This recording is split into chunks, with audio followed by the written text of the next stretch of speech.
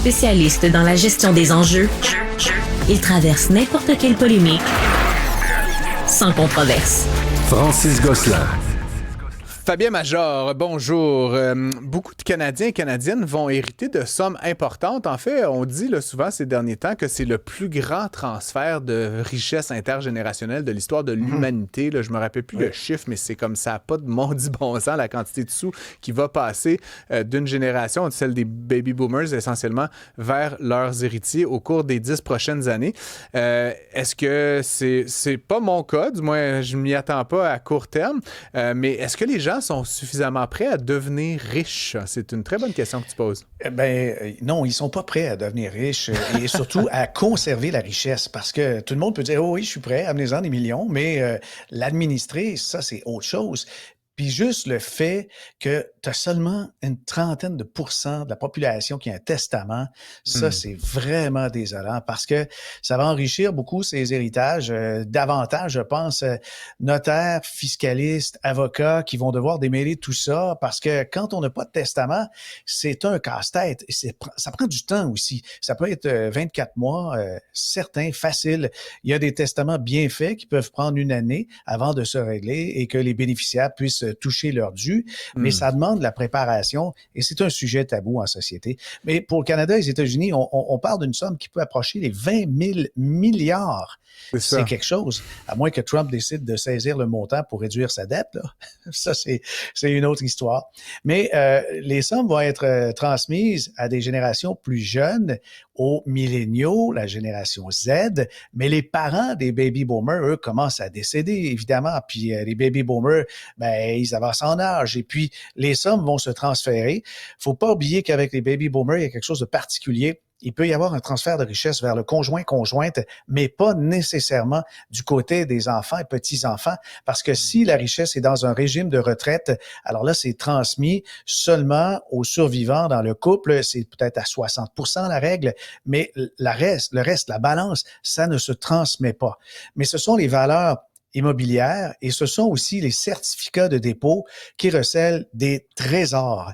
Dans le cas de la maison, grand-papa Albert qui a sa maison à Pointe-aux-Trembles, qui a payé 22 000 piastres, puis elle a augmenté de valeur, il a rénové un peu, il a peut-être mis 108 000 dessus, mais cette maison-là, elle vaut près du million aujourd'hui. Et puis, c'est de l'argent qui n'existait pas. Quand les gens se disent, oui, mais tous ces millions, ils viennent de quelque part, ils viennent d'une appréciation de valeur qui n'est pas encore comptabilisée socialement. Et c'est des gros dollars quand même. Et puis, vous avez donc les CPG, les fameux certificats de placement garanti. Il y en a pour à peu près 2 000 milliards au Canada. Et très souvent, les gens âgés qui ne sont pas très au fait de la finance ont préféré renouveler année après année les fameux certificats de dépôt. Mais il y a donc beaucoup d'argent dans la population. Mais être prêt à l'administrer, être prêt à recevoir des millions, qu'est-ce que ça veut dire? Ça veut dire certaines notions de base de l'investissement, mais surtout de l'impôt, de la fiscalité. Parce que des gens partent en peur des fois en disant « 1 million de dollars, wow, c'est fabuleux ». Mais ça va très vite. Une fois qu'on a acheté un condo et puis 2-3 voitures et fait nos voyages, il en reste moins. Il en reste beaucoup moins. Il en reste peut-être plus, oui, effectivement. C'est une planification proactive qu'il faut faire si justement vous vous sentez interpellé. C'est d'amorcer le sujet avec vos frères et sœurs et avec les parents, bien sûr. Mais quand la famille s'y met, on peut aussi arriver avec un calendrier, un échéancier et de dire, bon, il faudrait revisiter tout ça pour que tout le monde soit d'accord et que finalement les gens puissent avoir l'esprit en paix et dormir sur les deux oreilles. En tout cas, je peux te témoigner, moi, mon père avait pas de testament, Fabien, et il n'est... Pire encore, là, je peux dire, là, il n'est pas mort. En fait, il est devenu inapte là, pour Alzheimer. En fait, ça fait très longtemps de ça, mais justement, tu parles du bordel que ça représente de n'avoir pas bien préparé tout ça quand on est pleinement conscient, quand on est en santé. Il n'y avait pas de mandat en cas d'inaptitude. Donc là, ça a été dealé avec la curatelle publique du Québec. Puis bon, j'ai pas beaucoup d'amour pour ces gens-là depuis. Puis ensuite, à son décès, bien évidemment, comme tu le dis, là, c'est toutes sortes de paperasses, de fiscalistes. Ça a coûté évidemment beaucoup beaucoup d'argent et ça a pris beaucoup, beaucoup de temps avant qu'on puisse accéder au mince pactole là, qu'il avait accumulé durant son vivant. Donc, tout ça pour dire que moi, j'ai fait mon testament, ça m'a coûté 500 $ honnêtement, puis tu sais, c'est vraiment juste une formalité, là, tu désignes tes héritiers, bon, à moins que votre vie financière soit excessivement compliquée, c'est pas une grosse affaire, là. C'est juste de s'asseoir avec un notaire, de préparer le document, de le signer, puis ensuite, c'est publié. Hein, d'ailleurs, c'est des documents qui sont publics. On peut faire des recherches testamentaires. Donc, comme ça, on est protégé, puis on protège aussi ceux qui vont nous survivre. Absolument, absolument. Puis je veux te parler de la bulle. Fred, Fred Bastien voulait intervenir. Ouais. Fabien, je me demandais, dans le fond, tu en as vu dans ta vie professionnelle des bons exemples, j'imagine, au-delà d'ouvrir la conversation avec ses frères, sœurs et ses parents, à quoi ça ressemblait les meilleurs testaments ou les meilleures successions que tu as vues dans ta vie professionnelle? Ben, c'est d'abord quand on est capable de tenir, je pense, de saisir le fait qu'on fait un testament pour les autres et puis aussi pour soi, pour avoir une paix d'esprit et que le décès peut survenir n'importe quand. Quand les enfants sont mineurs et qu'on fait un testament qui inclut, par exemple, une fiducie testamentaire, ça veut dire que si demain matin je meurs et j'ai des enfants qui sont mineurs, ben il y aura un système de protection pour justement qu'il n'y ait pas la curatelle publique qui se mêle d'administrer l'argent de nos enfants. C'est d'avoir réfléchi et d'avoir été conseillé.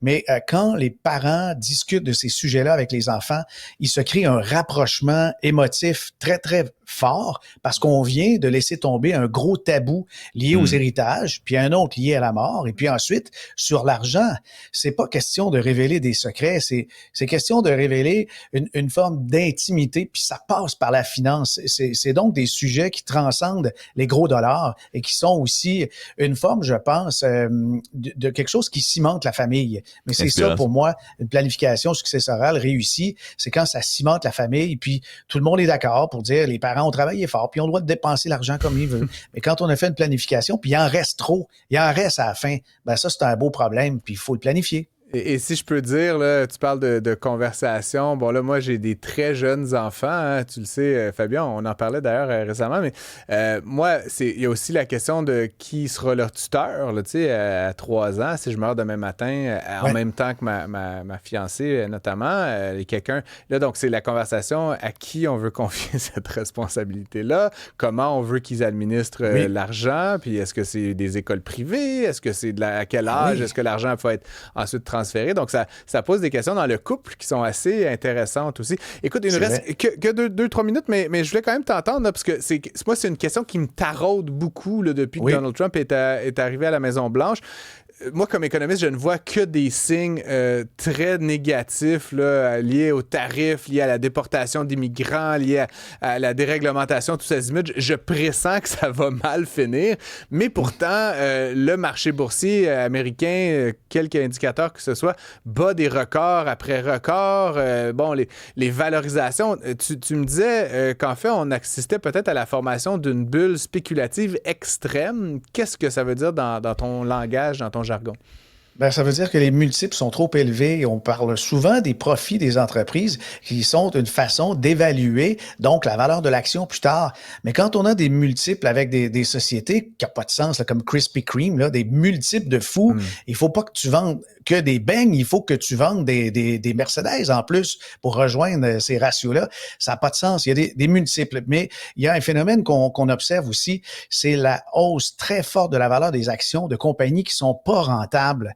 GoPro, c'est un exemple. Open Door. Et puis, c'est des actions souvent qui se trouvent dans un fonds négocié en bourse qui fait peut-être la risée dans le marché. C'est ARK Innovation. Dans ce FNB-là, on a des poussées de croissance. Après, ça s'écrase pendant 4-5 ans. Mais c'est vraiment les valorisations qui sont extrêmes sur certaines catégories d'actions. Il y a un phénomène qui est tout nouveau, là, qui est vraiment de notre époque. Il y a plus de 60 grandes entreprises américaines qui utilisent maintenant le Bitcoin à des fins de trésorerie. Et il y a des analystes qui évoquent la montée des risques systémiques là-dessus parce que non seulement quand il y a des ennuis financiers, ton argent, c'est pas tout à fait du vrai argent, il peut tomber comme une roche. Mais il y a un narratif. Surveillez-le, celui-là, parce que il est souvent présage de l'éclatement d'une bulle, quand on dit cette fois, c'est différent. Ou non, ça se peut pas parce que là, c'est pas pareil. On revient toujours aux fondamentaux, c'est-à-dire qu'est-ce qu'il y a comme profit véritable. Et puis, je pense que ce qui est en train de gonfler des fois une bulle et qui est un présage, c'est le fameux FOMO, Fear of Missing Out. On a peur de perdre quelque chose, de passer à travers un truc à la mode, des fois pour juste bien paraître, mais ça fait dire à des organismes comme la Société Générale, l'Union des banques suisses ou encore Bank of America qu'on évoque une bulle globale. Everything bubble. Et c'est ça qui commence à faire vraiment peur. Mais si vous voulez vous prémunir, si vous aussi vous sentez cette tension, ben, il faut réduire l'exposition au secteur en surchauffe, comme la technologie, les cryptos, les petites capitalisations, puis augmenter les classes d'actifs défensifs, ben, la liquidité, obligations à faible risque, puis être diversifié dans plus d'un pays. Et ça, c'est sûr que ça diminue beaucoup l'impact lorsqu'il y a déroute et corrections boursières d'importance. D'où l'importance d'être bien accompagné en la matière. Fabien Major, merci à toi. Merci, à bientôt.